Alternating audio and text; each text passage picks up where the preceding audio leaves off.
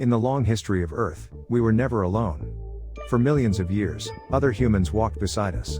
They hunted, built tools, loved, dreamed, and struggled to survive. Yet one by one, they vanished. Their bones rest beneath our feet. Their DNA whispers inside some of us. And their stories remain unfinished. This is the journey of those forgotten relatives. A tale of mystery, survival, brilliance, and extinction. These are humanity's lost generations. Around 3.5 million years ago, in the ancient landscapes of East Africa, lived one of the most important ancestors in our human story, Australopithecus afarensis. Among them was one individual who would change history. A small female whose fossil would later be named Lucy. Lucy lived between 3.9 and 3 million years ago, in what is now Ethiopia, Kenya, and Tanzania. The world she walked was a mix of forests, grasslands, and rivers. A dangerous but rich environment filled with predators and opportunity. Australopithecus afarensis stood only about 3.5 to 4 feet tall, with long arms, curved fingers, and a small brain compared to modern humans. Their faces looked more ape-like than ours, yet their hips, legs, and pelvis revealed something revolutionary. They could walk upright. Step by step, their footprints marked a turning point in evolution, freeing their hands for new possibilities. They did not build complex tools like later humans, but they likely used simple stones, sticks, and natural objects to break food, defend themselves, and explore their world. Their lives were short, their challenges endless, yet they adapted, survived, and paved the way for future human species. Millions of years later, in 1974, in the Afar region of Ethiopia, scientists made an astonishing discovery. More than 40% of a single skeleton was found. A rare treasure in the fossil world. She was named Lucy, inspired by the song Lucy in the Sky with Diamonds, which was playing that night at camp. From her bones, we learned how she walked, how she lived, and how close she stood to becoming human. Lucy became a symbol of our beginnings. A reminder that our story did not start with modern humans, but with small, determined beings who first stood upright and faced the world. This is not just the story of a fossil. It is the story of where we come from. And how every step taken by Australopithecus afarensis brought us closer to becoming who we are today. About 2 to 3 million years ago, long before modern humans walked the earth, another early ancestor lived in the southern regions of Africa. This species is known as Australopithecus africanus, one of the most important links in our evolutionary journey. They lived roughly between 3 million and 2 million years ago, mainly in what is now South Africa. The world around them was a mix of woodlands, open grasslands, rocky landscapes, and hidden caves. These environments shaped how they lived, hunted, and survived. Australopithecus africanus was small compared to us, usually about 3 to 4.5 feet tall. They had long arms, curved fingers, and a face that still showed ape-like features, with a projecting jaw and small brain. Yet, their bodies held something remarkable. Their hip bones, legs, and spine revealed that they could walk upright, just like us, while still being able to climb trees with skill and agility. They did not build cities or form advanced civilizations. But they represented a turning point in the story of human behavior. They likely lived in small social groups, protected each other, raised young together, and searched for food as a community. They probably used natural materials like stones, sticks, and bones to help crack nuts, break food, and defend themselves, even if they did not yet shape tools with skill like later humans. Their intelligence was slowly rising, step by step, generation by generation. Millions of years later, their story was uncovered in dramatic fashion. In the early 20th century, fossils were discovered in South African caves such as Tong, Sterkfontein, and Makapansgat. One of the most famous finds was the Tong child in 1924, a fossilized skull of a young Australopithecus africanus. It shocked the scientific world and helped prove that human evolution had deep roots in Africa. Since then, countless bones, skulls, and skeleton fragments have been studied by scientists, revealing how they walked, how they lived, and how they shaped the path toward modern humans. Today, Australopithecus africanus stands as a powerful symbol of our distant past. Not quite ape, not yet human, but something in between. They carried the spark of what would one day become us. Their story reminds us that evolution was not sudden. It was slow, brave, and full of survival, discovery, and change. From the caves of South Africa to the laboratories of modern science, Australopithecus africanus continues to speak across millions of years, telling us who we once were and how far we have come. About 2.3 million to 1.2 million years ago, in the wild landscapes of East Africa, lived one of the most powerful-looking members of the human family.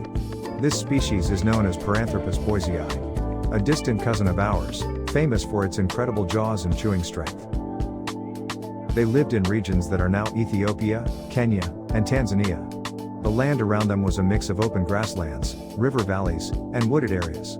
Here, Paranthropus boisei adapted to survive in a challenging world filled with predators, competition for food, and a constantly changing climate. They did not look like modern humans. Paranthropus boisei had a large, powerful skull with a ridge on top for strong chewing muscles, massive jawbones, and huge back teeth. Because of these features, scientists nicknamed them Nutcracker Man. Their bodies were stocky and strong, standing around 4 to 4.5 feet tall. They walked upright, but their faces and heads still looked more ape-like than human. Instead of hunting large animals or shaping advanced tools, they were mainly plant eaters. Their teeth were built to crush tough foods like roots, seeds, hard plants, and possibly grasses. While stone tools existed in their time, most evidence shows that Paranthropus boisei was not a major toolmaker. They may have occasionally used natural objects, but their main survival advantage was their powerful chewing system, not technology. They likely lived in small groups, protected each other, searched for food together, and cared for their young. They did not create civilizations or cultures like later humans, but they represented another way evolution experimented with survival. Their story was rediscovered in modern times. In 1959, Mary Leakey made a stunning discovery at Olduvai Gorge in Tanzania. She uncovered an incredibly preserved skull that stunned the scientific world. This fossil, known as Nutcracker Man, helped scientists understand that human evolution was not a straight line, but a branching family tree with many species trying to survive. Today, scientists still study their fossils using modern technology, examining tooth wear, DNA traces, and bone structure to learn more about what they ate, how they lived, and why they eventually disappeared. Paranthropus boisei reminds us that not every human relative led to us. Some branches ended, but each one shaped the story of evolution. This is the legacy of Paranthropus boisei, the powerful Nutcracker Man, whose strength once ruled the African plains, and whose fossils still speak across millions of years. About 2.4 million to 1.4 million years ago, in the heart of Africa, a new kind of ancestor appeared. This species is known as Homo habilis, often called the first real toolmaker. They represent one of the earliest members of the genus Homo, and a major step toward becoming human. Homo habilis lived mainly in regions that are today Tanzania, Kenya, and Ethiopia. Their world was full of danger and discovery. Open savannas, scattered forests, river valleys, and rocky plains shaped how they lived and how they survived. They were small compared to modern humans, usually around 3 to 4 feet tall, with long arms, shorter legs, and a body still partly adapted for climbing. Their faces looked partly ape-like, but their brains were larger than earlier ancestors. Inside that brain, something important was beginning to change. Thinking, planning, problem solving. Their greatest achievement was the creation and use of stone tools. They shaped sharp flakes from rocks to cut meat, break bones, and process plants. These tools are part of what scientists call the Oldowan tool tradition. For the first time, technology began to shape survival. Fire was likely not yet mastered, but intelligence was clearly rising. They did not build civilizations, cities, or written cultures. But they formed small groups, protected each other, shared food, and likely cared for their young in more advanced ways than earlier hominins. Cooperation, social bonds, and learning within groups were becoming powerful survival strategies. Humanity was learning to think together. Their story was uncovered in the 20th century. Fossils were discovered at Olduvai Gorge by Louis and Mary Leakey, revealing skulls, hands, and bones that shocked the scientific world. These discoveries showed clear evidence of tool use, brain growth, and human-like behavior. Since then, scientists have studied their fossils using modern technology, scanning skulls, analyzing tools, and examining fossilized environments to understand how Homo habilis lived and evolved. Today, Homo habilis stands as a symbol of innovation and beginnings. They were not just survivors. They were creators. Their tools opened the door to new possibilities. Their curiosity helped shape the path to more advanced humans. This is the legacy of Homo habilis, a species that took the first great technological step and helped light the path toward us. About 1.9 million to 110,000 years ago, a powerful and determined ancestor dominated much of the ancient world. This species is known as Homo erectus, one of the longest surviving and most successful human relatives in history. They first appeared in Africa, but unlike earlier ancestors, they did not stay in one place. Homo erectus became the first great traveler of the human story. Fossils reveal their presence across Africa, the Middle East, Asia, China, and Indonesia. Step by step, they spread across continents, adapting to deserts, forests, mountains, and volcanic plains. They were taller and stronger than earlier species, often close to modern human height. Their bodies were built for endurance, long-distance walking, and even running. Their brains were larger, and their faces more human-like, showing a leap forward in intelligence and survival ability. Homo erectus was also a master of tools. They created advanced stone hand axes, cutting tools, and chopping tools, known as Acheulean technology. Even more importantly, they were among the first to control fire. Fire gave warmth, protection, cooked food, and light in the darkness. Small camps and organized living spaces suggest cooperation, planning, and social structure. They did not build civilizations like modern humans, but they built the foundations of human behavior: community, technology, and adaptation. In modern times, their story has been uncovered through famous discoveries such as Java Man and Peking Man, along with African fossils from places like Turkana. Scientists study their bones, tools, and ancient habitats using advanced scanning, dating, and DNA techniques, revealing how they lived, migrated, and evolved. Today, Homo erectus stands as one of the greatest survivors of prehistory. Brave explorers of the ancient world, innovators of tools and fire, and a major step toward becoming truly human. Their journey helped shape the path that eventually led to us.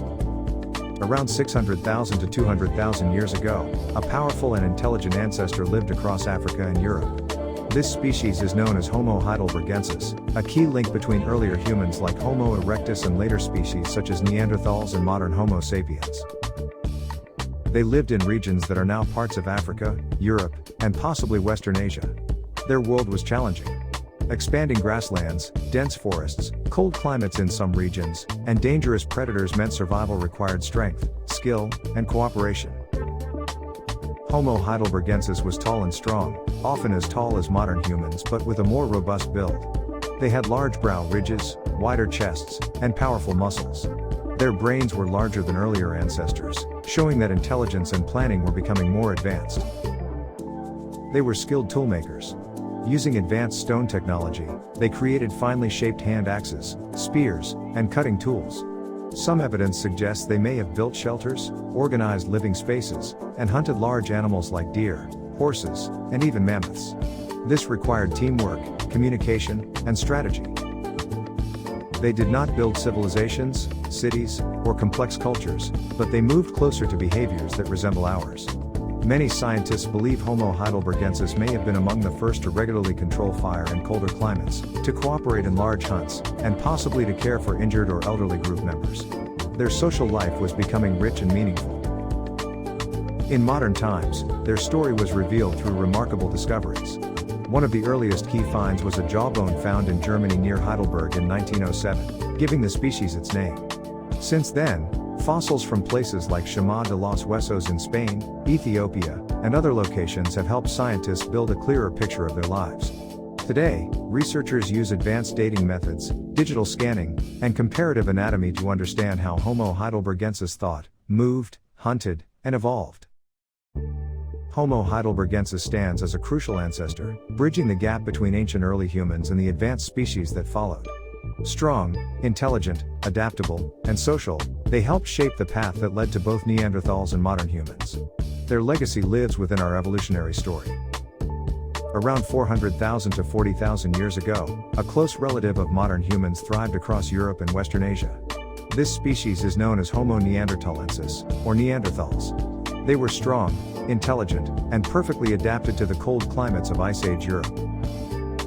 Neanderthals lived in regions that are now France, Spain, Germany, Russia, and the Middle East. Their environment was harsh, with cold tundras, forests, and rugged mountains.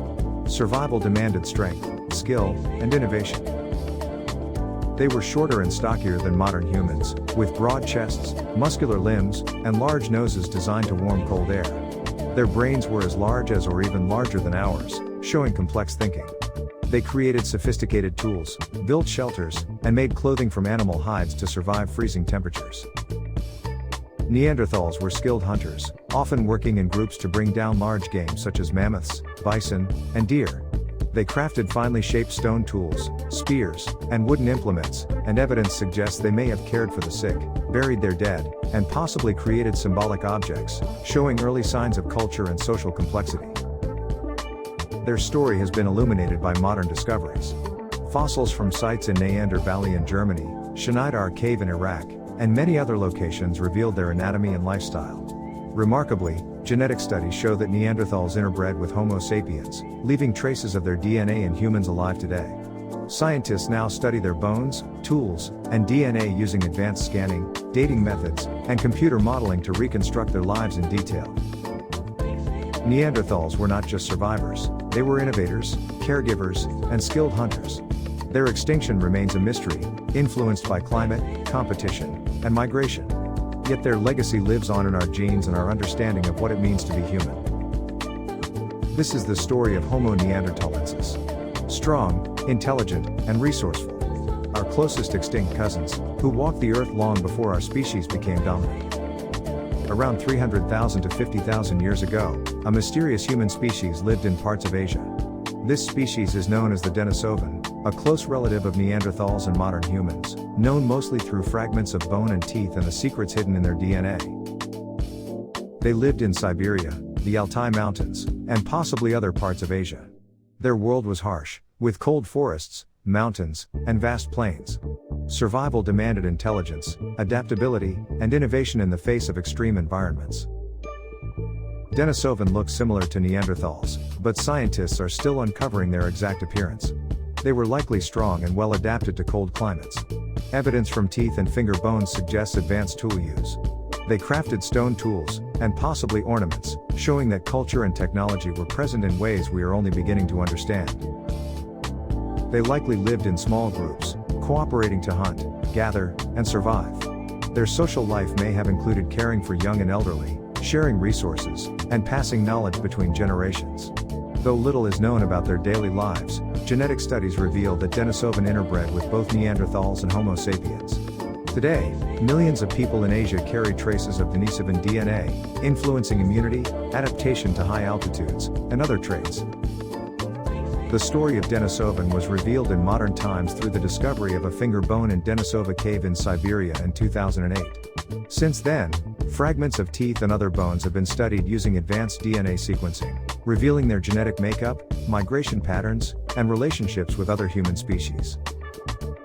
Denisovan remain one of the most mysterious branches of the human family tree. They remind us that the story of humanity is not simple. It is complex, intertwined, and full of surprises. Their legacy lives on in our genes and in the secrets yet to be uncovered from the past. Around 100,000 to 50,000 years ago, on the remote island of Flores in Indonesia, a small but remarkable human species lived. This species is known as Homo floresiensis, often called the Hobbit because of their tiny stature and unique features. Homo floresiensis stood only about 3.5 feet tall, with a small brain, yet their intelligence and survival skills were extraordinary. They lived in a world of dense forests, rugged hills, and volcanic landscapes, where resources were limited and predators, like giant Komodo dragons, posed serious threats. Despite their small size, they were toolmakers. Archaeologists have discovered stone tools carefully crafted for hunting and processing food. These tools were used to butcher animals, prepare plants, and survive on a remote island. Evidence also suggests they may have hunted small elephants, giant rodents, and other island species. Homo floresiensis likely lived in small groups, cooperating to hunt, gather, and care for one another. Their social structure and cognitive abilities show that even in isolation, humans can adapt, innovate, and thrive.